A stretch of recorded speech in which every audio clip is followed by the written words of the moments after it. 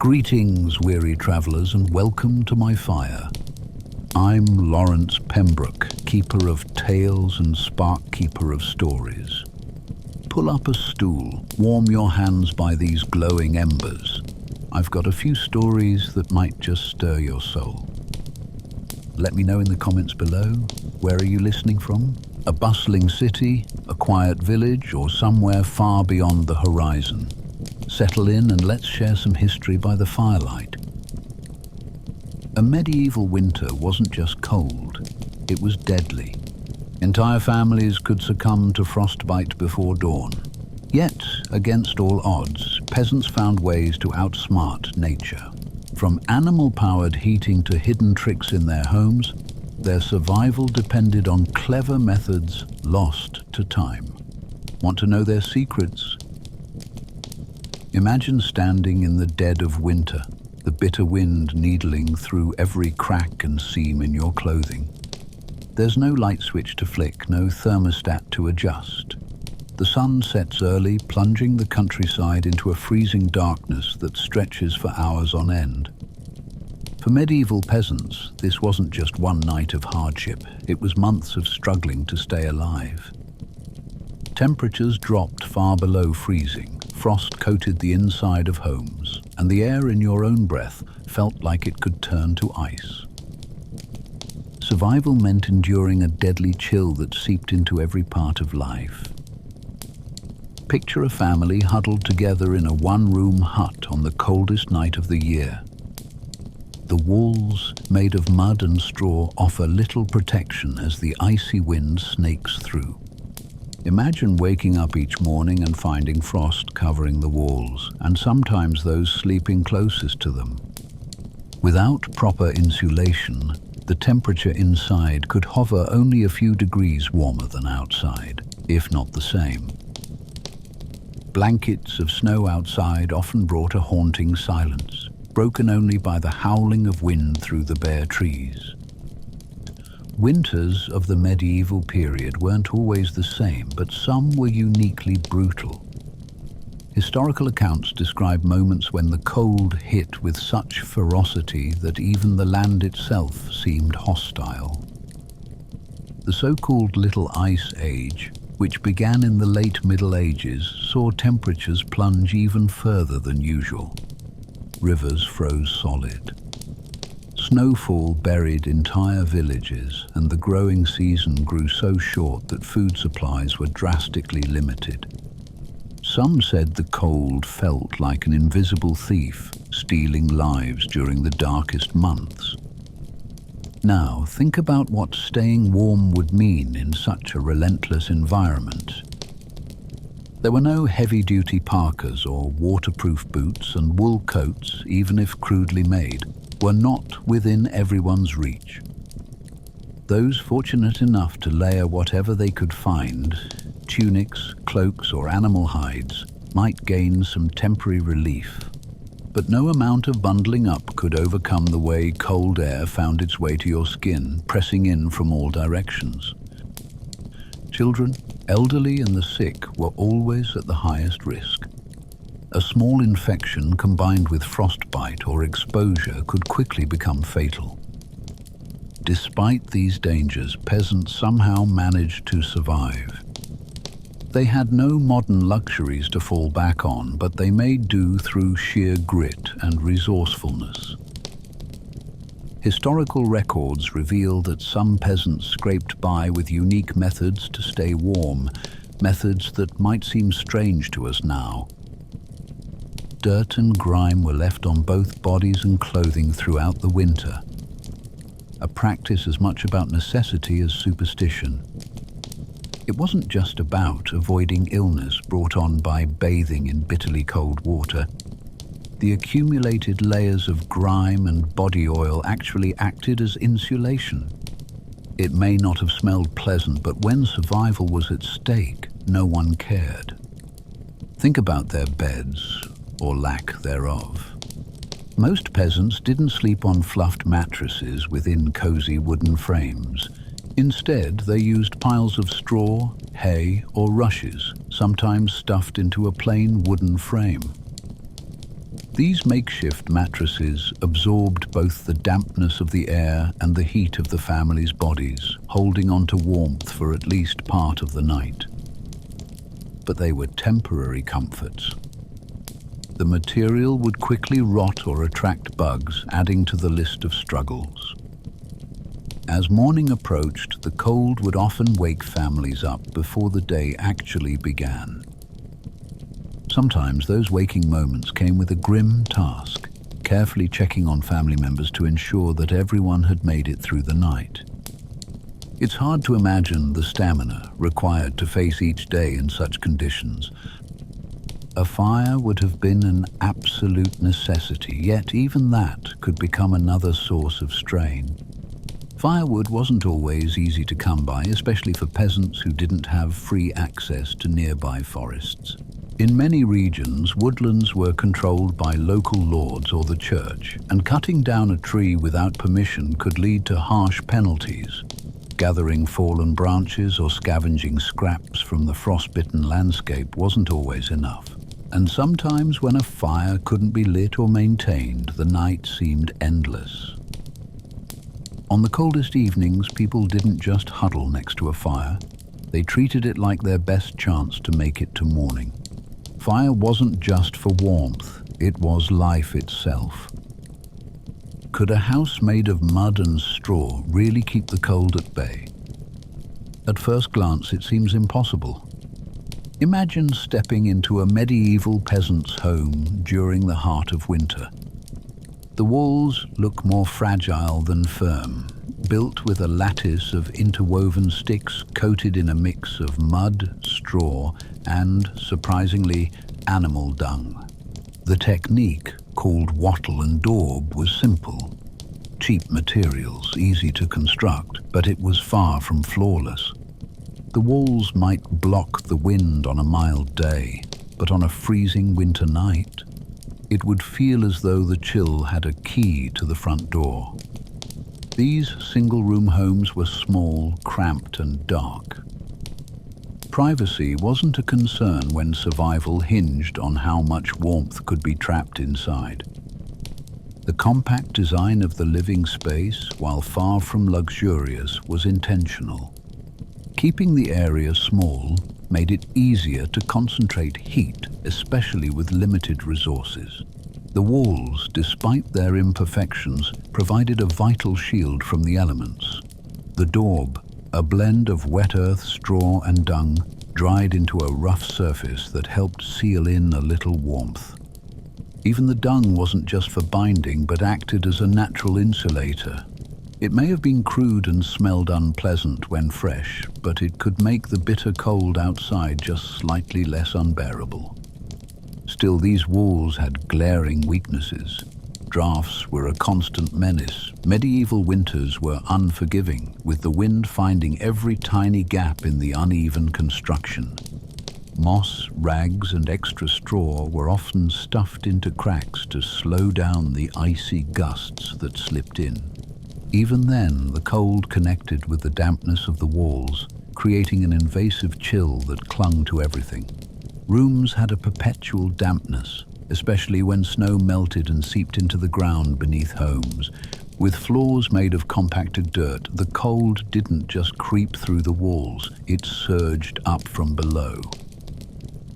Without a barrier, sleeping on the floor would have been unthinkable, so families scattered mats of straw or dried rushes to create a buffer.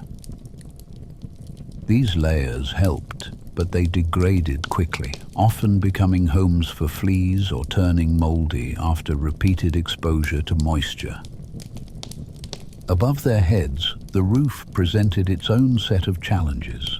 Thatched roofs, though picturesque in modern interpretations of medieval cottages, weren't exactly foolproof. Made of layered straw, reeds, or rushes, the thatch added some insulation, preventing heat from escaping too quickly. But after days of heavy snow or rain, the roof could sag, leak, or even collapse under the weight. Water dripping in from above created a cold, clammy atmosphere indoors, precisely what you'd want to avoid during a harsh winter. Peasants constantly repaired their roofs, replacing worn sections to prevent larger failures. The steep pitch of the roof was a design meant to help snow and rain slide off more easily, but it required regular maintenance. And while it was functional, it was also an open invitation for wildlife. Birds, mice, and insects often found shelter in the cozy layers of thatch. Windows existed in some homes, but they offered very little comfort. Usually, they were little more than small openings in the walls, sized just enough to let in a stray beam of light during the day. Glass was a luxury reserved for wealthier homes, an unattainable dream for most peasants. Instead, these openings might be covered with thin animal hides or wooden shutters to block the worst of the wind. The effect was far from perfect. Hides could stiffen and crack in the bitter cold, and shutters did little to fully seal the space. Without proper windows, homes were perpetually dark, creating an oppressive atmosphere. Many peasants likely spent long nights in near blackness, relying on the dull orange glow of their hearth, the true heart of the home, not just for warmth, but for a faint, flickering light. The hearth was more than a fire. It was life itself. Positioned at the center of the home, this simple fire pit was the only reliable source of heat. Made from stone or packed clay, the hearth required constant attention. Letting the fire go out wasn't an option. Without modern chimneys, the smoke didn't have a clear exit and filled the room, clinging heavily to every surface. It might sound unbearable to modern ears, but that smoky haze had its benefits. While it irritated lungs and eyes, it also helped fumigate pests like fleas and lice, unwelcome visitors that might otherwise find refuge in straw bedding or coats. The smoke and fire had to be balanced delicately, however, as suffocation from lack of ventilation was a very real danger. Every member of the household had a role to play in keeping the hearth alive.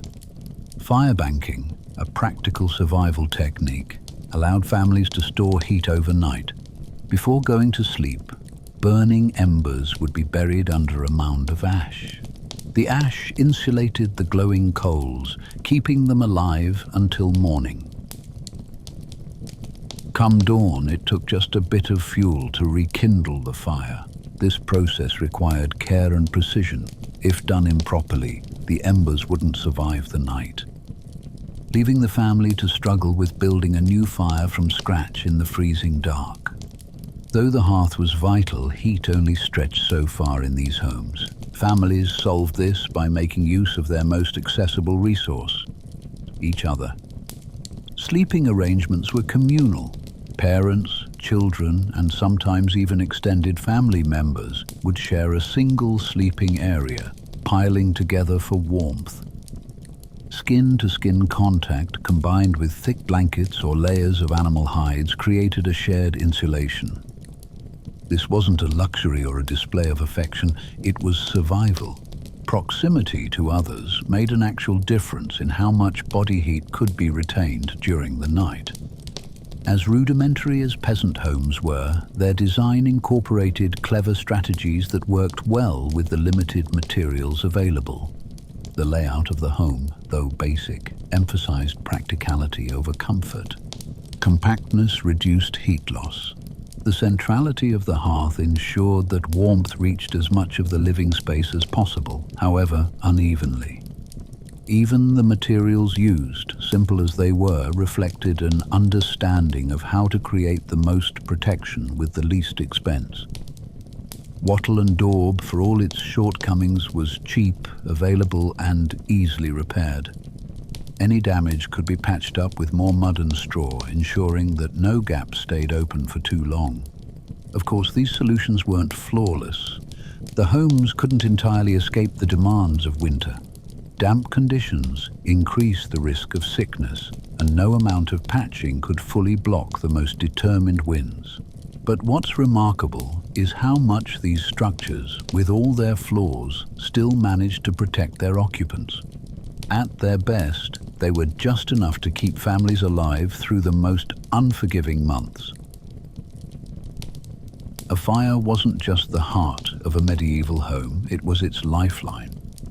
Without it, the cold wasn't just uncomfortable. For many, it was deadly. Fire provided light during the long, dark winters, warmth to ward off frostbite and hypothermia, and a means to cook the food that kept families fueled for the day ahead. But as vital as fire was, keeping it alive presented relentless challenges. In regions where forests stretched for miles, you might think firewood was abundant, but for many peasants, the opposite was true. Much of the land was controlled by lords or the church, and strict regulations meant even the fallen branches of a forest floor weren't always fair game. Gathering wood without permission could cost far more than a scolding, fines, imprisonment, or worse. For peasants who couldn't afford the risk or simply didn't have access to woodlands, survival meant turning to alternatives. Dried animal dung became a common substitute when wood supplies ran low. If the idea turns your nose now, think of it this way. The material was plentiful and it was free. Families would collect the droppings of cows, sheep, and other livestock, shape them into flat cakes, and leave them to dry under the sun during warmer months. The dried dung burned slower than straw or crop remnants, making it an efficient fuel.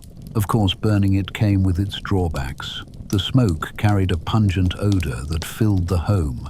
But in the dead of winter, when the priority was staying warm, comfort and smell were luxuries no one could afford to prioritize.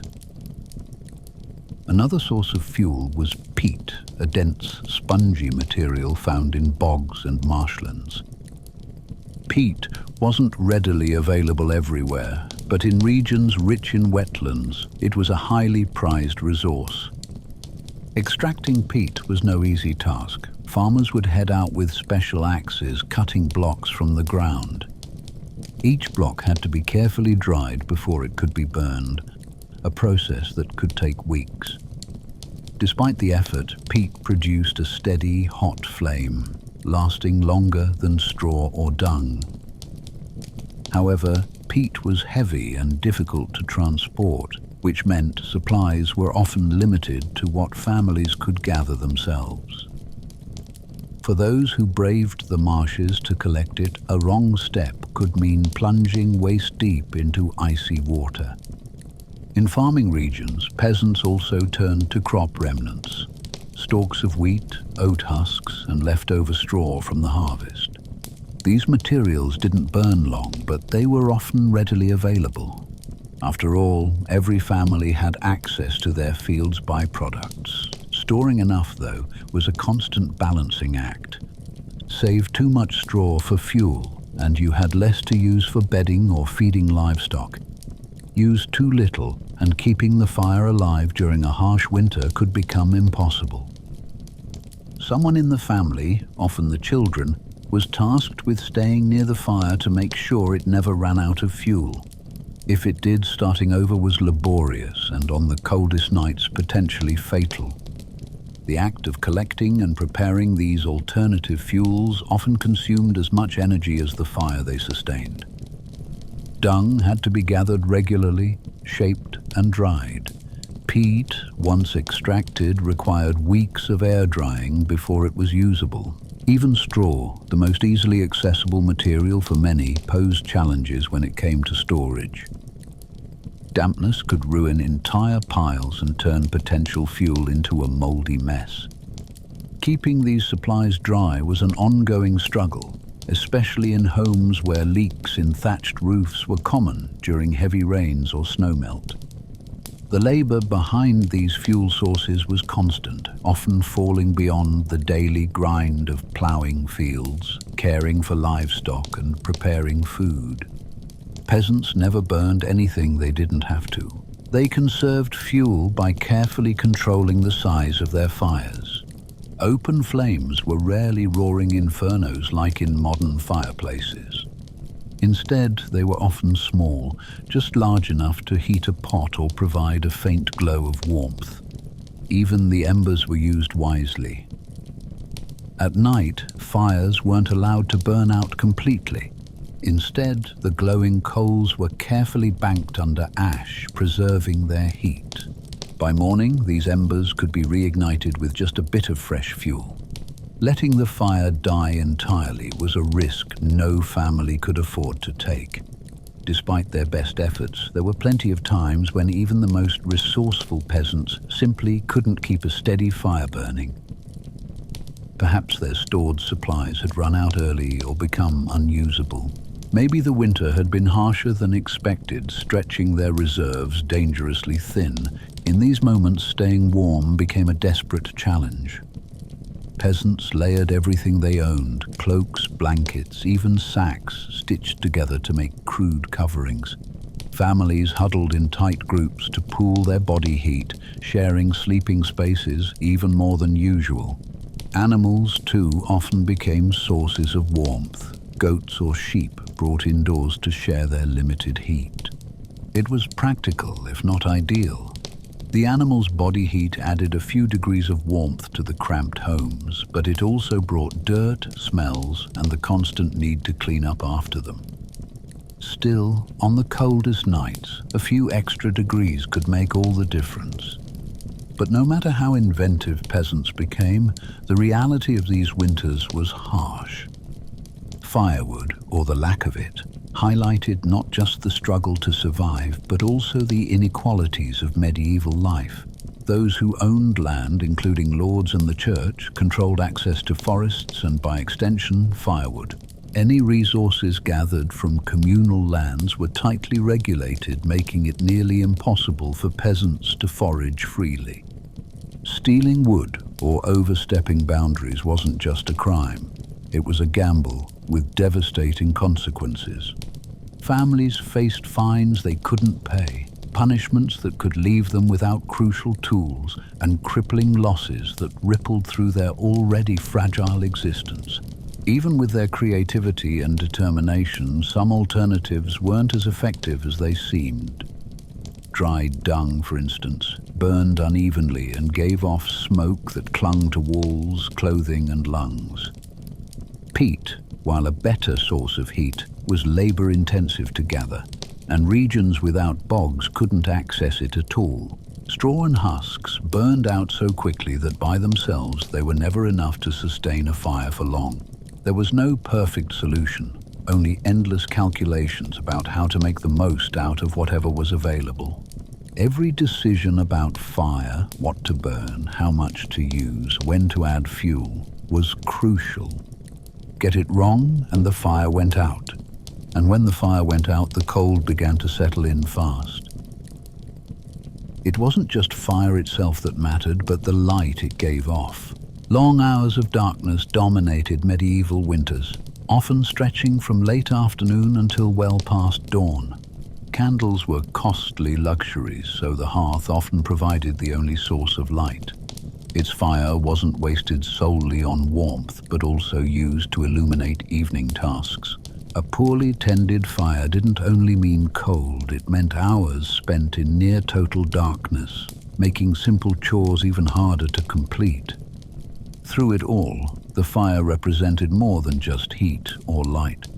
For medieval families, it embodied survival itself. Every log of wood, each lump of dried dung, every bundle of straw and peat symbolized both their resourcefulness and the daily battle against an indifferent winter. The fire's glow was a promise that they could endure the cruelest nights as long as they worked tirelessly, gathered endlessly, and adjusted countless times to the season's demands.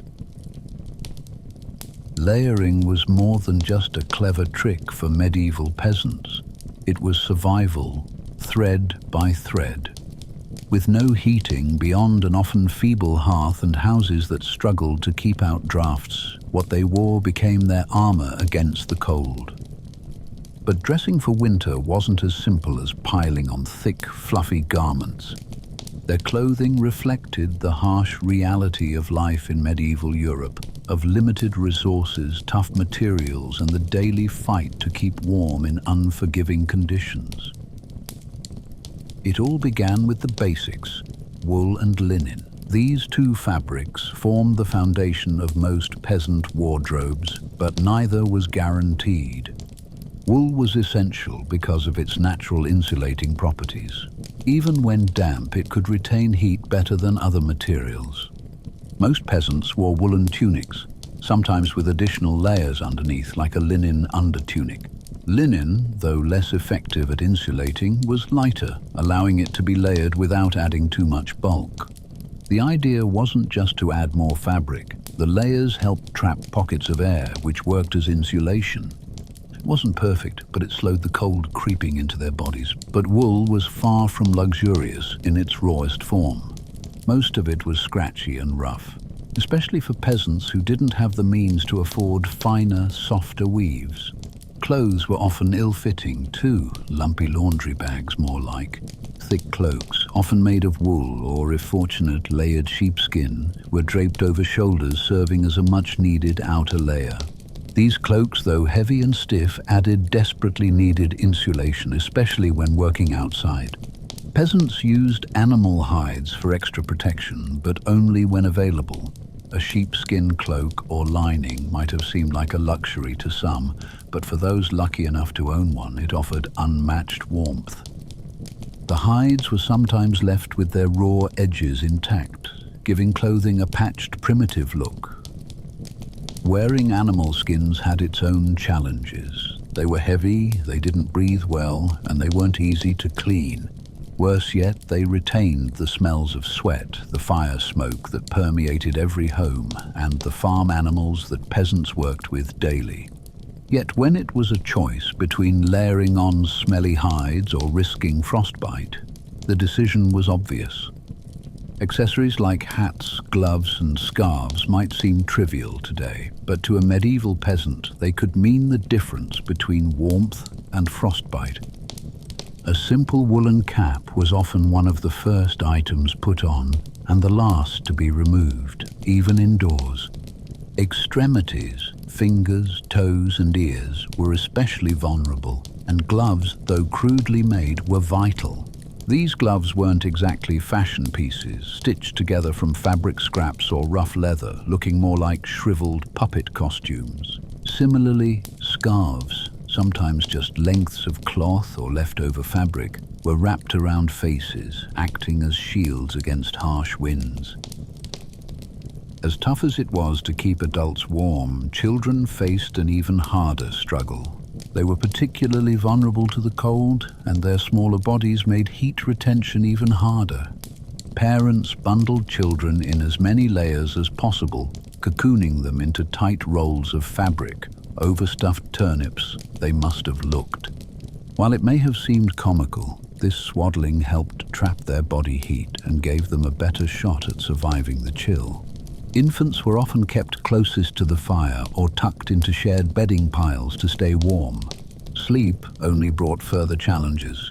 Without proper blankets or dedicated bedding, peasants used whatever they had at hand. Beddings were rarely uniform, consisting of straw-filled mattresses laid on the floor, covered in anything that could trap heat. Old wool, ragged cloaks, even sacks that had once carried grain. Communal sleeping was the most effective way to combat these challenges. Entire families would pile together, sharing both warmth and space. The youngest and most vulnerable would usually be placed at the center, nestled between parents or older siblings, while adults lined the edges to create a human barrier against the cold. This closeness wasn't just a practical arrangement, it was survival instinct. Huddling together allowed scarce blankets to have maximum effect while conserving as much heat as possible. Imagine the scene: cheeks pressed together, bodies tangled under mismatched layers of fabric, everyone breathing the same smoky, stale air of their one-room huts. Modern comfort was unthinkable. It was all about lasting through the night. Even livestock became part of this effort. Animals that could tolerate close quarters, such as goats or sheep, were sometimes brought indoors. Their body heat added precious degrees of warmth to the room, making them unlikely allies in the battle against the cold. It wasn't unusual for families to wake up nose to nose with a snorting pig or a bleating sheep. Though hardly a clean or pleasant arrangement, it was practical. The warmth from animals combined with the shared heat from family members offered the best chance at enduring bitter winter nights. Clothing and sleeping arrangements weren't enough on their own, though. Survival required that peasants keep their bodies fueled to generate internal heat. The fire within the hearth may have been the heart of the home, but the food they ate was the true spark that kept them alive. Imagine it's late January in a medieval village. The fields, once golden with crops months ago, now lie lifeless under heavy snow. The bare trees claw at the grey sky, and the freezing wind bites at anyone foolish enough to linger outside. There is no lush garden to pick from and no marketplace brimming with fresh produce. For peasants, winter's scarcity defined every meal. Surviving those long months relied on careful planning, clever preservation techniques, and a little luck. Without modern refrigeration or storage methods, keeping food edible was a test of endurance and ingenuity. The biggest challenge wasn't just finding food, but keeping it from spoiling. Before the frost hit, peasants spent weeks preparing their meager supplies. Meat, for instance, could not be left fresh for long. Instead, it was salted heavily, transformed into something that could withstand time and the elements. Salted pork, though tough and incredibly salty, became a staple where available. Dried fish played a similar role, offering much-needed protein when livestock couldn't be slaughtered frequently. The fish was preserved through a drying process, often stretched and hung in the open air before storing it away for the depths of winter. None of these foods were particularly exciting or tender, but that wasn't the goal. They served the singular purpose of survival. Root vegetables were a gift in their simplicity. Crops like turnips, onions, and parsnips stayed edible for months in cold, dark storage. Peasants placed them carefully in root cellars, often just holes dug into the earth, where the cool and moist environment protected them from rot. These humble vegetables formed the backbone of medieval winter meals. They could be boiled into thick stews or roasted into something passable alongside bread. Bread itself wasn't just a food, it was a lifeline. In many ways, bread defined a peasant's diet, especially when the variety of other food options was so limited. Made primarily from coarse rye or barley flour, these dense loaves were far from the crusty baguettes or soft loaves we might picture today. They were heavy, tough, and sometimes bitter, with a texture closer to a stone than a modern loaf. But they provided reliable calories. Bread was baked in communal ovens, shared cooking spaces that villagers took turns using. Fires in these ovens blazed for hours, creating enough heat to bake large batches of bread that could last weeks if rationed carefully. The ovens weren't just practical, they were deeply symbolic, connecting families as they worked together to bake. Communal ovens were more than a place to make bread. They were hubs of shared effort and survival. During harsh winters, community played an essential role in securing enough food to go around. Peasants bartered and shared to make sure no one starved. If one family had extra grain, they might trade it for salted fish, creating an informal but tightly connected web of mutual support. These exchanges weren't driven by generosity alone. Pooling resources often increased a village's overall chances of making it through to spring. But even with preserved foods on hand, peasants faced another grim edge of winter's diet: monotony. Without access to fresh fruits or greens, meals became repetitive and nutrient deficient. The lack of variety wasn't just boring, It could weaken their bodies, leaving them more vulnerable to disease. Salted meat was tough to chew. The stews were watery and bland, and even hearty grains like oats, often cooked into gruels or porridges, became less appealing when eaten day after day. To stretch what they had, peasants didn't waste a calorie. Animal fat was especially treasured.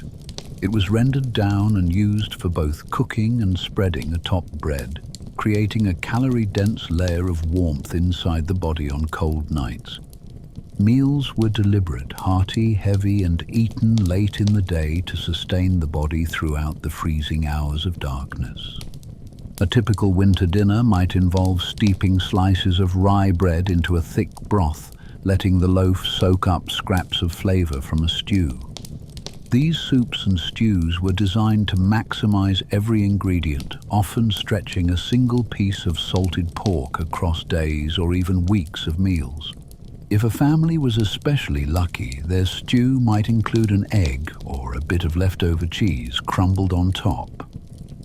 But eggs and dairy weren't always options during winter, especially if livestock weren't producing.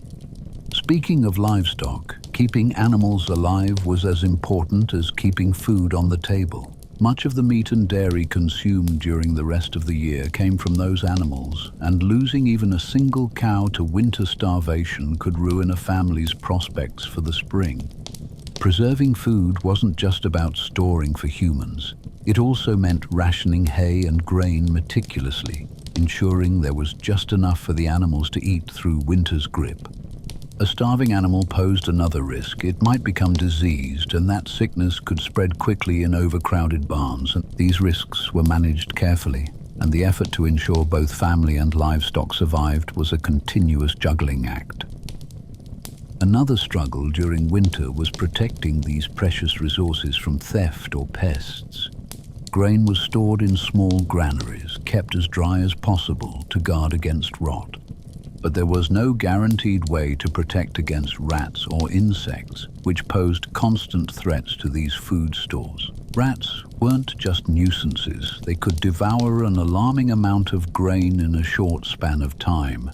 Villagers set traps, blocked openings, and did everything to keep their hard-earned supplies safe, even as hungry predators prowled relentlessly for a share. Even water, such an abundant resource year-round, became a challenge when rivers or wells froze solid. Fetching water and keeping it in a usable form was another small but critical task that added to the endless labor of winter survival. When fresh water became sparse, snow was melted over a fire, a slow, painstaking process to provide enough for drinking, cooking, and washing. For peasants, planning was everything. They spent the final weeks of autumn eating sparingly, preserving as much as they could while preparing mentally and physically for the grueling months ahead. Dividing provisions wasn't just about fairness, it was tactical. Any moment of waste could cost someone in the family their life. Yet even with careful planning, nature sometimes threw cruel surprises. A harsh winter that came earlier than expected or lasted longer than usual could quickly drain supplies. In those desperate situations, peasants turned to foraging for anything edible. Roots, berries, or mushrooms dug from under the snow became life-saving finds. Still, these scavenged foods carried risks. Some were difficult to identify in winter's half-light, and eating the wrong thing could lead to sickness or worse. The scarcity of food and variety forced peasants to become creative. A stew of root vegetables flavored with dried herbs might not sound luxurious in modern terms, but for them, it transformed another meal of plain bread into something slightly more comforting. Every meal was both an act of survival and a moment of hope, a strategy to make it one day closer to warmer weather. And even as meager as these meals were, they played a critical role in the delicate balance of survival. Digestion creates heat, and calorie-heavy stews and breads served the simple purpose of keeping the body warm as temperatures dropped. Fat-rich diets, though necessarily modest, provided boosts of energy that helped peasants labor through their daily tasks. At night, it wasn't uncommon for families to let their biggest meal of the day be their final one. Sleeping with a full stomach wasn't indulgent. It was a clever bit of biology, turning food into heat during the coldest hours. For all the ingenuity that went into preserving winter foods, nothing was without challenge.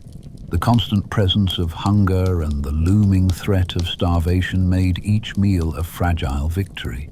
Yet medieval peasants exhibited incredible resilience.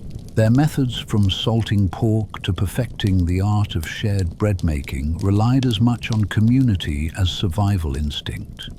In the medieval world, survival wasn't just about keeping yourself warm and fed. It was about keeping your animals alive too. A family's livestock was far more than just a source of meat or milk. It was their future, bound to their very survival. Cows, sheep, chickens, and goats offered food, labor, and even a little warmth against the bitter cold. Without them, making it to spring might be impossible. Yet keeping these animals alive during the harshest months of the year wasn't easy. When resources were scarce and snow buried the fields, the task became more challenging than ever before. The importance of livestock in a peasant's life stretched far beyond what we might initially imagine. Cows provided milk, not just for drinking, but for making cheese and butter that could last for months. Chickens laid eggs, offering a rare source of protein during the long winters. Goats were valued for their milk and meat, while sheep provided not only meat but wool, critical for making winter clothing. Even pigs, with their reputation for being unclean, were cherished for their ability to be turned into salt pork or preserved fat, both of which were essential food staples. But beyond their practical uses, livestock acted like a peasant family's insurance policy. Keeping them alive through winter wasn't just sensible, it was necessary. But how did they manage it when food for themselves was already so scarce? Feeding animals over the winter months was an incredible challenge. Unlike modern farming, medieval peasants didn't have massive silos bursting with grain or neatly wrapped bales of hay stacked high in barns. What they did have were limited supplies of dried grasses, foraged roots, and crop leftovers, all of which had to be carefully harvested and stored during the warmer months. Planning for animal feed began long before winter itself arrived. A single misstep, using too much feed early in the season or losing some to rot, could doom a family's livestock to starvation. Storage was key, but it was also fraught with challenges. Hay was one of the most important sources of food for livestock, but it was incredibly difficult to protect. Dampness could render stacks of hay useless, turning it into a soggy, moldy mess that neither man nor beast could eat. Some families faced another problem: theft. In desperate times, a neighbor or even an entire village might take to stealing hay to keep their own animals from dying. And while communal barns were one solution, where villagers would store hay in a shared space, they came with their own risks. If one family took more than their fair share, others could go without. When stored feed ran dangerously low, animals often became desperate.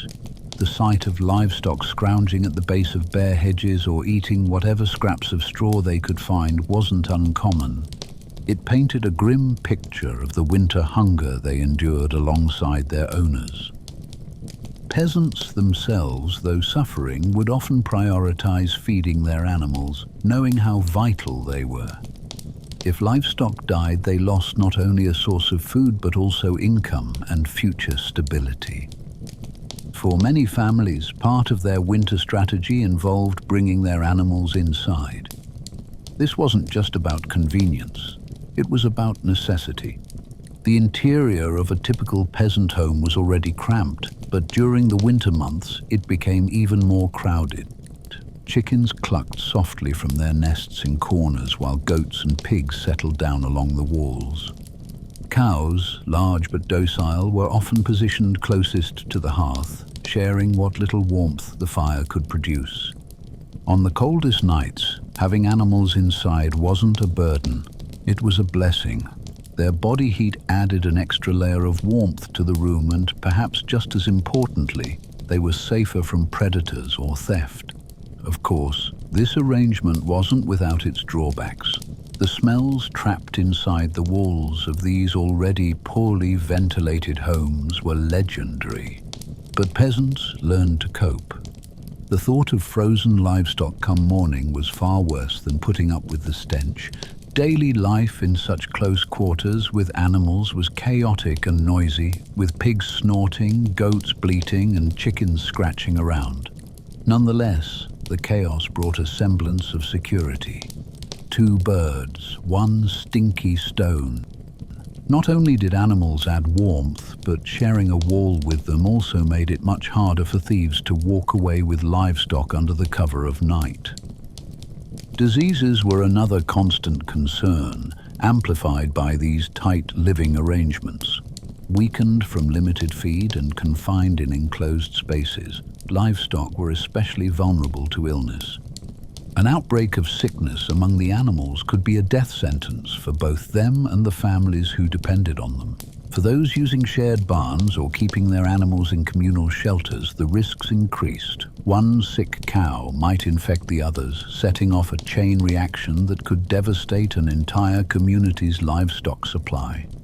Peasants did what they could to minimize these risks, separating visibly ill animals, keeping bedding fresh, and allowing for as much ventilation as possible.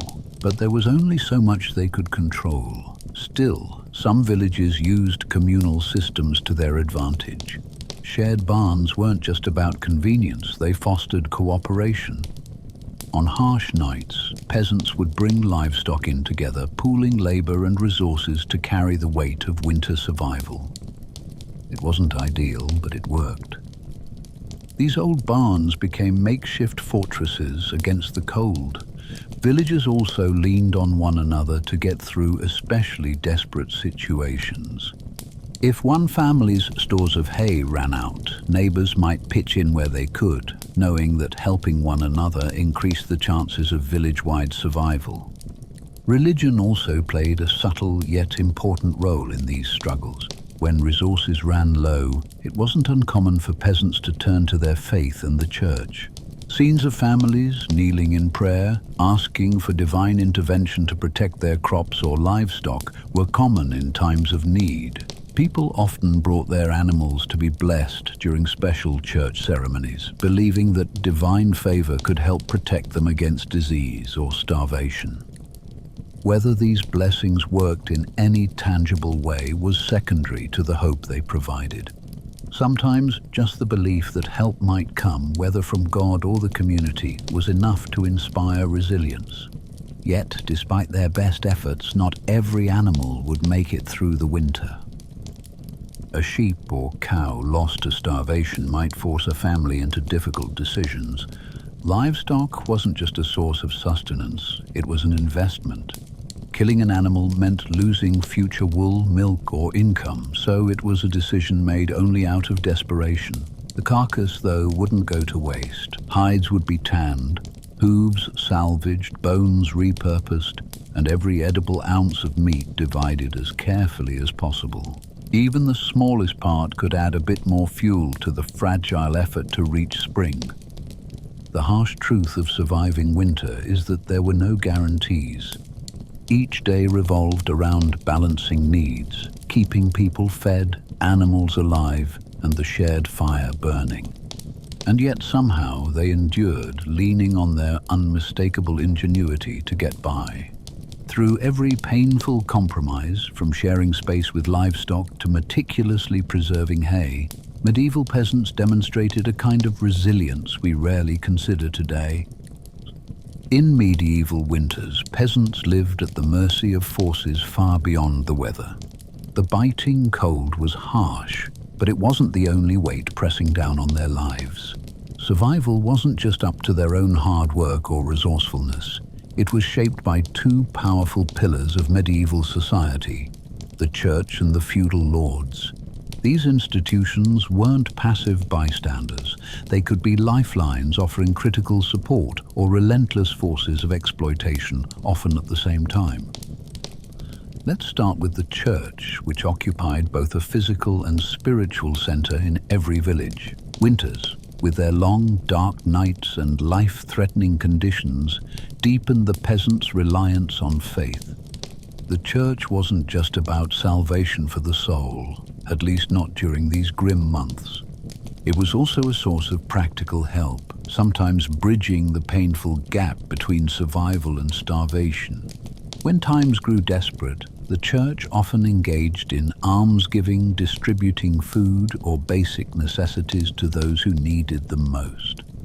These handouts, while far from generous, could mean that an impoverished family had bread on their table or a warm cloak for a child. Communal events organized by the church became another way to sustain morale and resources during the dead of winter. Religious feasts and gatherings were more than ceremonies. They provided rare occasions for shared warmth, food, and solidarity. Church-sanctioned celebrations, such as those tied to Christmas, the Feast of St. Stephen, or other religious holidays, allowed some communal pooling of food or better distribution of goods. While these events couldn't erase the hardships of winter, they offered moments of relief, even joy, amidst the relentlessness. For peasants, the church's role as a distributor of charity felt as much a blessing as their faith itself. But there were limits to what the church could or would do. Charity often came with conditions depending on the attitudes of the local clergy or the wealth of a specific parish. Villages might receive more help if their priest was particularly devoted to the poor, but such generosity wasn't guaranteed. Conversely, while the church gave resources, it also took, imposing taxes on peasants in the form of tithes. A tithe typically required every family to give 10% of their produce, grain, eggs, milk, wool, to the church annually. These goods didn't always go back to the community. Sometimes they went to fund monasteries, churches, or higher-ranking clergy far removed from the struggles of rural life. During winter, when every scrap of food and hay was precious, this obligation stung all the more. Giving away a sizable portion of your harvest, knowing it might leave your family hungry, planted resentment alongside devotion in many hearts. The parallel burden in a peasant's life came from the feudal lords. These noble landowners controlled vast territories, but their grip reached right down to the homes and labor of peasants who worked the land. The feudal system was built on an exchange. Peasants worked a lord's fields, paid taxes, and sometimes provided goods like livestock or grain in return for protection. In theory, this system offered stability. In practice, it could bleed families dry. Lords imposed hefty demands on their peasants, even in the depths of winter when resources were at their scarcest. Many peasants owed regular tribute to their lord, just as they did to the church. Unlike tithes, however, these dues were often harsher and less forgiving. Beyond taxes in the form of crops and goods, some lords required labor, days spent toiling on their estates, and failure to meet these obligations came with consequences. Penalties could include fines, loss of land, or even forced servitude. For peasants already stretched thin, such punishments could be the final push toward extreme poverty. Feudal obligations didn't pause for winter's chill. Even during freezing weather, peasants might have to venture out to perform labor for their lords. Shoveling snow from roads, hauling goods, or even assisting in wintertime building repairs fell to the peasantry. These tasks often meant time and energy wasn't being spent on a family's own survival. To the lords, these demands were simply the system working as intended. To the peasants, they could be devastating. In some cases, lords provided help, though rarely out of pure kindness. If their domain was productive, They might supply extra resources to peasants as a form of investment.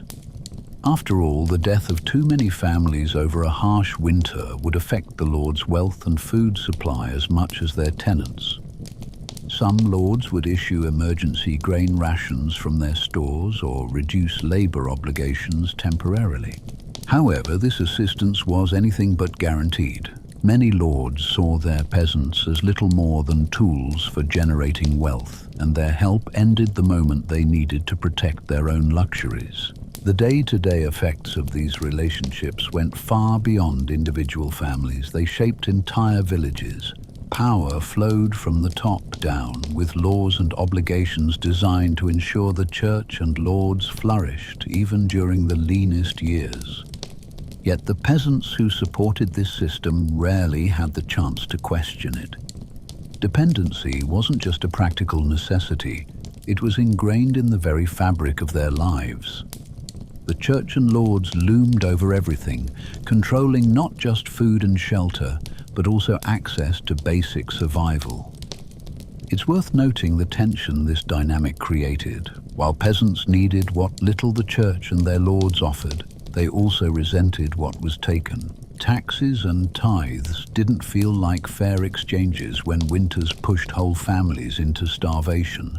Offering prayers to a church that demanded 10% of your grain, or toiling for a lord who took half your profits, sometimes tested the very faith and loyalty these systems relied upon. But outright rebellion against such powers was rare. The risks were simply too high. Instead, most peasants endured, reluctantly participating in a system that both sustained and exploited their lives. For all their struggles under these institutions, peasants clung to whatever help they could find. Almsgiving, communal celebrations, and even scraps of grain from an occasional lord's hand weren't just about survival on a physical level. They also provided moments of hope that the harshness of winter wouldn't last forever. Survival in a medieval winter wasn't about dramatic moments. It was about the day-to-day grind, a never-ending series of small tasks that added up to making it through the coldest months. Life was a rhythm of work, one carefully planned step at a time. There was no sleep until morning and no single solution, just routines designed to keep the family warm, fed, and alive. Discipline and effort weren't luxuries, they were necessities. Every task, no matter how plain, carried the weight of survival. The hearth was the center of it all. This single flame wasn't just warmth, it was the family's light, their kitchen and their lifeline all at once. Maintaining it wasn't a once-in-a-while chore, it was a constant battle with someone always keeping a careful watch over the embers. Letting a fire go out wasn't just inconvenient, it meant wrestling with frozen kindling to start it again, wasting time and precious energy during the coldest hours of the day or night. To avoid this, families often slept in shifts. Half the household huddled under blankets while the other half monitored the hearth, feeding it bits of fuel and ensuring it wouldn't die out. No tools did the work for them, only stiff fingers and willpower. But fire wasn't just about keeping the room warm.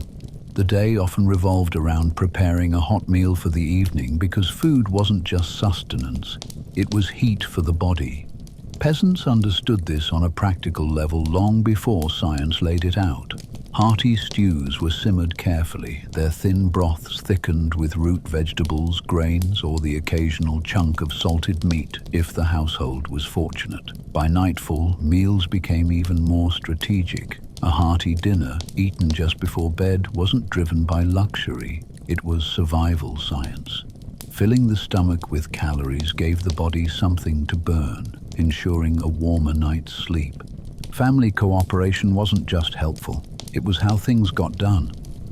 Keeping a medieval household running through winter meant dividing up chores by ability and age to conserve strength and make the most of daylight. Younger children gathered smaller pieces of fuel, like twigs or dried grass, which would ignite faster. The physically stronger members, often men or older boys, tackled the harder jobs, like collecting hay for the animals or pulling fresh water through layers of ice at the well. Women spent their days meticulously rationing the stores, measuring out just enough grain for the week's bread or preparing meals so that nothing went to waste. Children were taught early on to help wherever they could, even if it was as simple as bundling up and carefully carrying embers to a neighbor whose fire had burned out. One person's work often fed into someone else's, creating a rhythm where every layer of effort reinforced another. Caring for animals became another central part of life in winter. Each morning required venturing out to ensure livestock had enough to eat. If the family was lucky, they had stored enough hay to keep the animals fed, but even then it had to be rationed carefully. Someone, often an older child, might crawl into a hayloft to pull down just enough to scatter for the day. Stalls were checked for signs of dampness or sickness among the animals, because any illness could spread rapidly in crowded winter quarters. The family dog, if there was one, wasn't just a pet, but a working member of the household, helping to herd animals or providing warmth on cold nights, curled up alongside the family. But these routines weren't confined to individuals or even families. Winter survival was often a communal effort. When someone ran out of wood or food, neighbors stepped in. A dead hearth in a neighbor's home wasn't ignored, it was everyone's problem. Families shared embers to restart a fire or pooled whatever meager resources they could spare. Communal ovens where entire villages baked their bread became places for gathering and sharing news, but also for quietly checking on who might be struggling the most. It wasn't unusual for entire families to crowd into one neighbor's home on the most brutal nights, combining their resources and sharing warmth just to see the morning. Inside the home, winter survival required ingenuity. Sleeping arrangements were strategic, not based on comfort but necessity. Infants and the elderly, who were most vulnerable, were always placed closest to the hearth. Everyone else adjusted accordingly, layering themselves in tight clusters under mismatched blankets or cloaks. Those layers of fabric came from whatever was available: patched tunics, wool sacks, or rough animal hides, all of which trapped body heat as much as they blocked out the drafts sneaking in through the thin walls. Even beds themselves became part of the survival strategy. While straw mattresses were standard fare, additional warmth came from unexpected solutions. Some families used heated stones warmed in the fire and wrapped them in rags to slip beneath the bedding. It was a simple, clever trick that brought a little comfort to cold nights. In other cases, hay boxes, essentially insulated containers packed with straw, were repurposed for more than keeping cooked food warm. When stew wasn't simmering inside, the box could be pressed into service to prevent bare toes from freezing. Every item was used to its fullest potential. Even mundane breathing had its own strategy. Inhaling shallowly through a cloth-covered nose was a carefully taught practice. Doing so warmed the air before it reached their lungs, reducing the biting sting of cold breaths. This habit, passed from adults to children, might seem trivial, but for peasants who spent hours outdoors tending to animals or fetching water, it made a real difference. Every tiny measure, no matter how small, added up in the brutal cold. Repairing the home itself was another unending task. Drafts were relentless enemies of warmth, slipping through the wattle and daub walls or trickling in under poorly sealed doors. Peasants stuffed cracks with whatever they had on hand: rags, moss, or extra bits of straw from the livestock's bedding. Even these temporary fixes needed constant attention, since dampness could pull the materials free. Roofs, too, were suspect under the weight of snow or ice, making them another point of worry. If a leak formed, someone would ultimately climb the roof to patch it with reeds or straw, no matter how cold or slippery the task. The alternative was letting water seep inside, ruining beds, food, or stored hay. Despite the monotony of these routines, or perhaps because of it, they provided structure that went beyond mere survival. In a world where nature could seem cruel and uncaring, the daily rituals were grounding. Fire tending wasn't just a task, it was a bond. Sharing food wasn't just about filling stomachs, it was a reaffirmation of family and community. Even sleeping arrangements, no matter how stifling or uncomfortable, reinforced a sense of unity. Every person in the household, from the youngest child to the oldest grandparent, contributed in some way, not because they had to, but because they all depended on each other. There are lessons in these routines that carry value even today.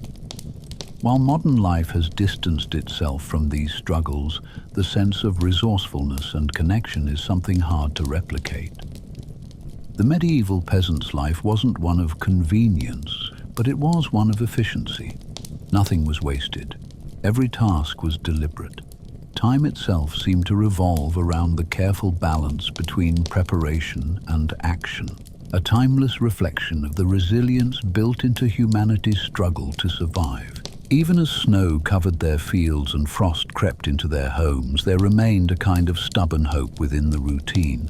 If they could endure today, they might have a better chance at tomorrow.